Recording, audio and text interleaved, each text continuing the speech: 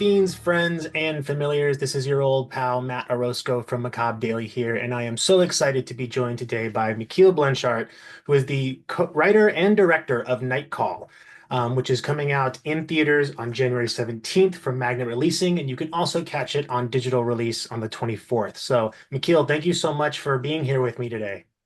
Thank you. Thank you for having me. Oh, it's my pleasure. As I told you before we got recording, I absolutely had a blast with this film, and I can't wait to put our review out closer to the release. But since we have a little limited amount of time, I'm going to dive right into some questions. The first one is, what were some of your influences as you were coming up with the concept and the story for Night Call? You mean like movie influences or Anywhere. I mean, obviously, people borrow inspiration from all different places, so I'm yeah, just curious to know what films, television, books, anything like that that yeah, influenced your sure. vision. Well, yeah, it's hard to respond precisely because it's so many different things that come together. I always, because obviously you always get asked a lot about where the idea came from and where the Sure. movie came from, and to me, it's always the encounter between a very cinematic, artistic idea and a more like near to my heart subject or something I that I want to talk about in the world we live in or whatever. But yeah, I think initially that I was really afraid about writing my first feature, and I wanted it to be simple and impactful. And for some reason, very early on, even years ago, I thought like, wouldn't it be cool if my first movie like took place in one night and was like this contained, very bold gesture. And I think there's something particularly cinematic about that, the time frame of telling a story within a few hours. I Yeah. think the best medium to tell those types of movies. And also, I think I was so afraid about writing a full feature film that having it take place in just one night helped me a bunch because it gave me a fun playground, but with clear limitations. And because in life and in writing, I have trouble making choices because I know then I have to live with them. Right. uh, and then once I made the choices and I'm shooting, then it's okay. Then I'm having a blast and I know exactly what I want. And then I'm very decisive. But the script, it's so daunting to make choices that are going to influence the entire story and then the next 3 years of your life, maybe. And so the fact that it's just in one night, I can do like an ellipse and be like, oh, the next day he meets that character and then he does that. And then 2 days later, this happens. And it's like, no, he is in that room. He needs to get out. How does he do it? And in a way, I felt like my camera, like my character stuck in a situation and just having fun trying to find a way out. And how do I go to the next scene? What do I do? What do I do next to get to the next plot point that I'm interested in? And so it made it a more fun experience, I guess. Yeah, I mean, I'm personally a huge fan of films that are kind of one bad night, and some of the best action films are just one bad day or night, The Raid, Die Hard. All these films take place in a just one really bad evening or the movie that I most thought of when I was watching this was Running Scared, the one with Paul Walker, where it's just kind of like a series of escalating events. So it's such a thrill ride. In fact, I wish I could show you my notes. I just wrote down "holy fucking shit" as my second note as soon as Oh, Sam cool. is introduced. So I'm like, my wife even came and she's like, "What are you yelling about?" I'm like, "This movie's insane." So um, so I could totally see just a lot of your influences, and it's interesting to hear kind of that restriction, that limitation does help kind of craft the first feature. And on that note, I noticed you had worked in shorts prior, this being your first feature, and I'm curious to know how your work in short film had influenced or can be even informed some of the decisions you were making when you were creating Nightcall. I think it's such a different, each experience is so different. I guess also it's not very original to say that, but you try to, I think every movie is kind of a response to the previous one. The previous short that I did was more more fantasy movie. It was more heartfelt and more poetic. And here I wanted to do something grittier, something a little bit closer to real life, even though it's a very over the top movie and very action driven. But yeah, do something that's more gritty. And but what I will say is, I think, yeah, obviously I did a bunch of shorts and I learned from them. What I think, yeah, one lesson I think I learn each time and that I learn more and more is not to be too precious about what the tone of the movie is exactly gonna be. Um, because I think the movie, it depends on the casting, on the mood on the set, on the decisions you have to make in the moment. And I think the truth, you have to be open to accept the truth of the movie when it's revealed to you, and not force it to be something it can be or is not destined to be. And because I prepare a lot, I'm very specific with how I shoot, who I cast, how the costumes are, how the set is dressed, and all of that. So it feels like it's a done deal. Like I'm very from this Hitchcockian school of when you go to set, everything's ready, every decision has been made. But maybe it was like that in his time, or maybe, I mean, he's a genius, so I'm not comparing myself. I more often times than not, you arrive on set and everything goes to hell, and you have to change a bunch of stuff, or what you thought was going to be great doesn't feel great, or an actor brings something new or unexpected. And I have to fight my rigorousness in that moment and just accept the accident, but also accept to deviate. And it's mostly tonally, because I stick pretty much to what I've planned technically and all of that, unless there is really a problem, or we just tweak it a little. But for instance, this film, because I really love blending genre. That's one of my passion, and switching tones like the Koreans do a lot in their Yeah. movie. Like scene is hilarious, then you're terrified, then you're brought to tears, and then all over again. I love messing up with all of that. But you have to stay true to the story, to the characters, and again, depending on the cast and how they feel that day, and you have to follow what feels true. And this movie, for instance, was um a little bit more funny in the script. There were more jokes and stuff, just because it's such a crazy night that he's going through. It's not a comedy, but it's so absurd what happens that Yeah. sometimes you can't help but laugh, or think it's a bit crazy and funny.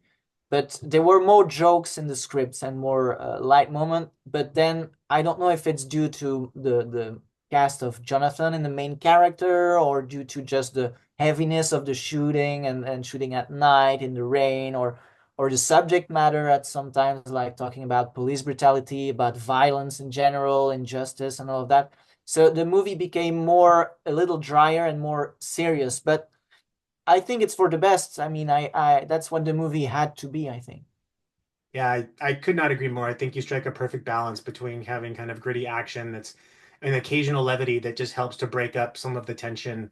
And I love that, the idea that it is a living thing that you have to adapt as, people bring their own expertise and experience to the set. And on that note, I was fascinated by the character of Yannick. He's not your average antagonist. He's kind of got a set of convictions or rules, if you will, that are quite different. And I'm wondering, why was it important for Yannick to be just not another like heavy, like we see in every action film? I think I just want to um also living in Europe, and this is a Belgian movie. My influences are very American or South Korean, like I said, but mostly very American. And there is a problem here, I feel, in France or Belgium, when we try to do American movies, like people like to call like action films and stuff like that. um there is this thing of it doesn't really work if we do it the same. Mm, It feels like a parody, or people are trying to look intimidating or cool. And I really decided to be really bold with the genre in terms of camera work and aesthetic, and the choreography, and be ambitious and all of that, but try maybe to bring my more European sensibility to the characters. I don't know. And I especially told everyone, don't act like you're in an action movie. Be simple. Let's try to find what's making the character tick, what their goals are. And Yannick, I really wanted him to be scary, but I wanted the mise en scène, and the ambiance, the sound, and the just the situation is scary.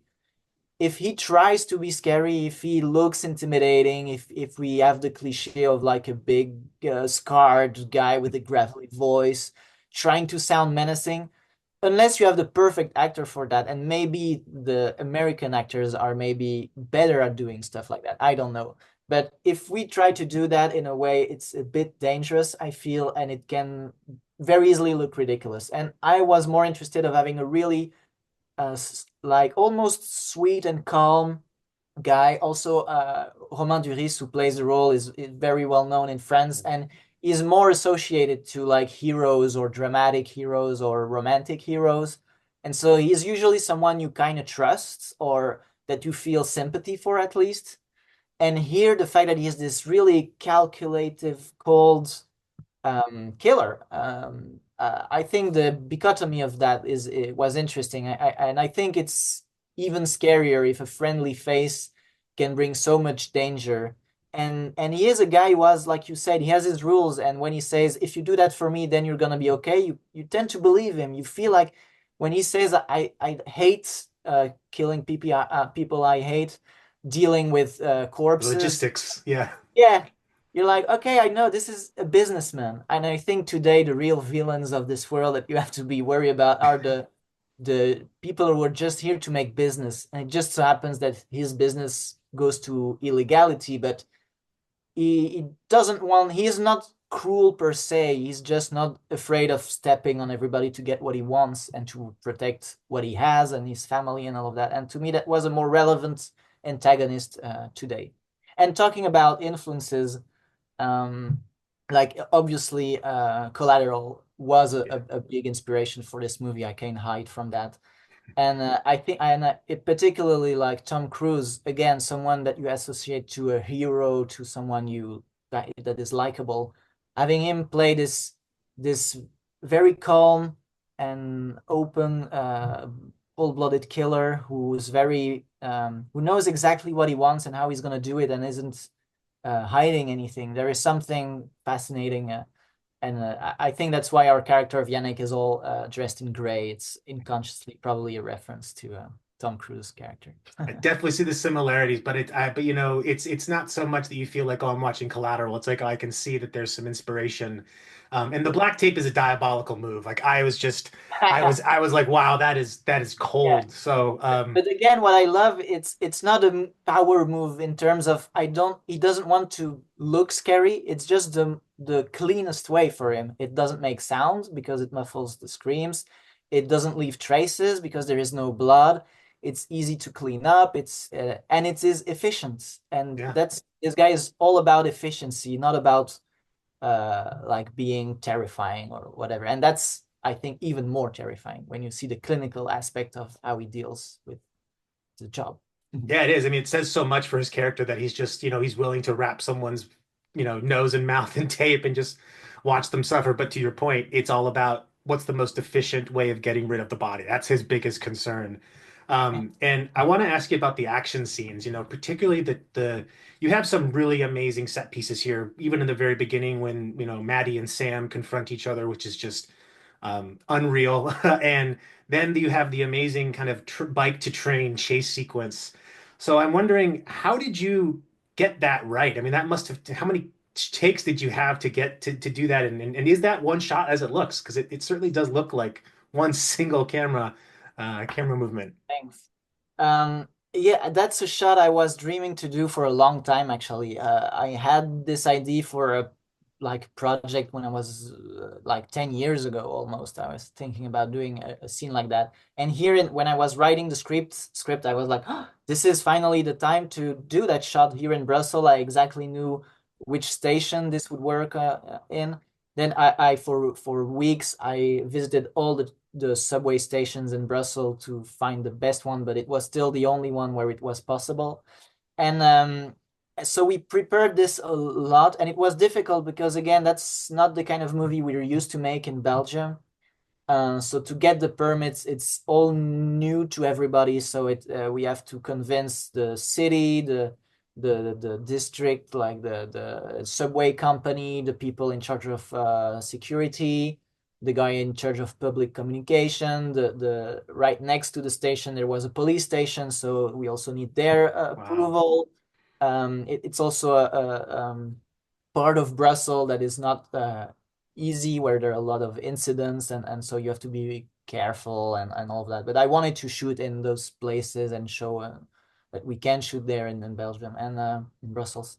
And so yeah, no, it was a lot of work. Actually, we put that scene. It's our last day of shooting because we weren't sure that we would get all the permits, and also like we're asking how many takes, and it's very very few because we had only 4 hours to shoot the entire thing because it Wow. couldn't stop like the subway traffic. That's just something we don't do because that's how it is. So we just had between the last subway train and the first in the morning to shoot the scene. And it's actually it's a fake oneer. There are two parts. So the first part is the longest part is with a drone and a stunt guy on the bike. And then at the very end of the last stair, so the last bunch of steps, there is a hidden cut, and then it's a steady cam with the actor. And so the very dangerous part is done by the stuntman, and then when he jumps into the train and he leaves, then it's the actor. But the tricky part was once the train is gone, it takes like an hour to come around and get back into place. He cannot just go back in place for some reason. Right.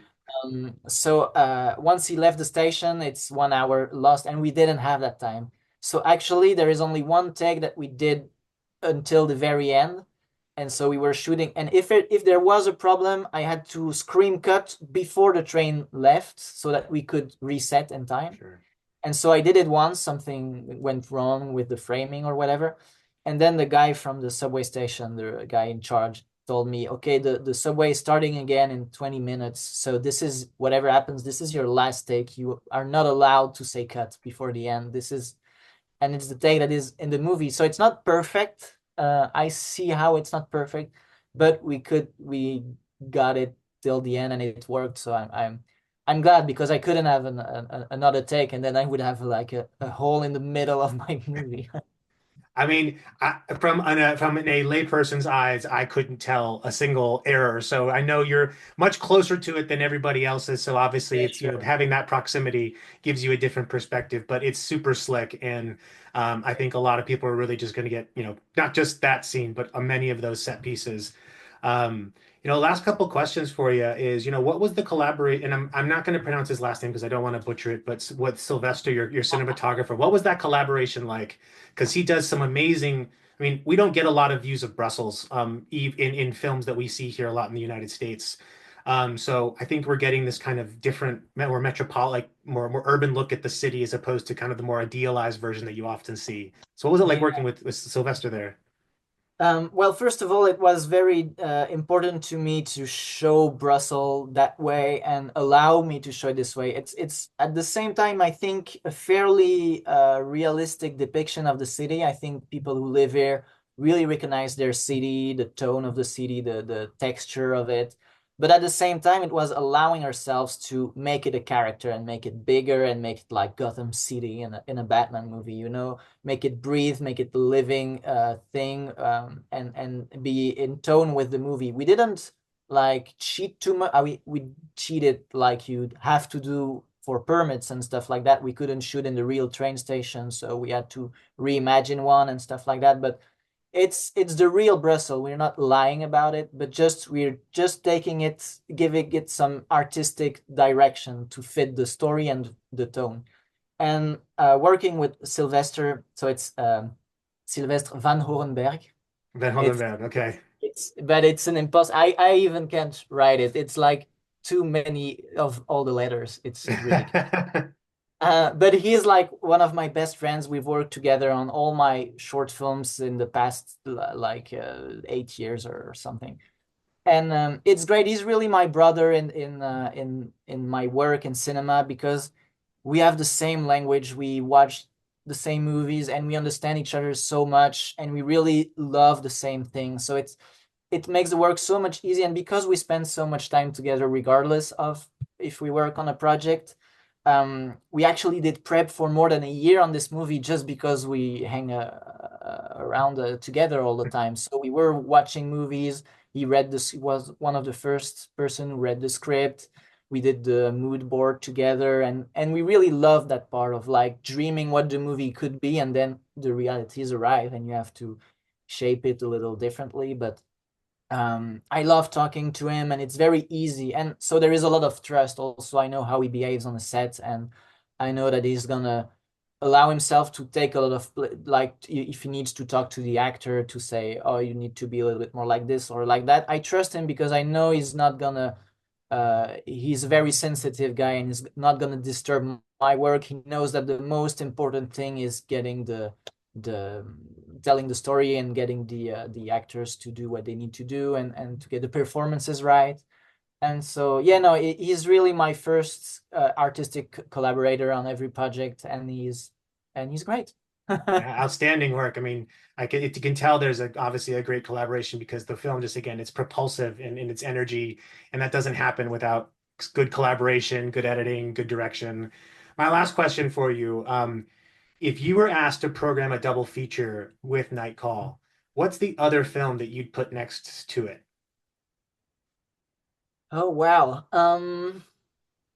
Wow, it's a great question. I'm not gonna say Collateral just because I already talked about it. It's probably a bit too much on the nose. Um, I don't know. It's weird. For some reason, the first thing that comes to my mind is Duel from Spielberg, even though it's very different.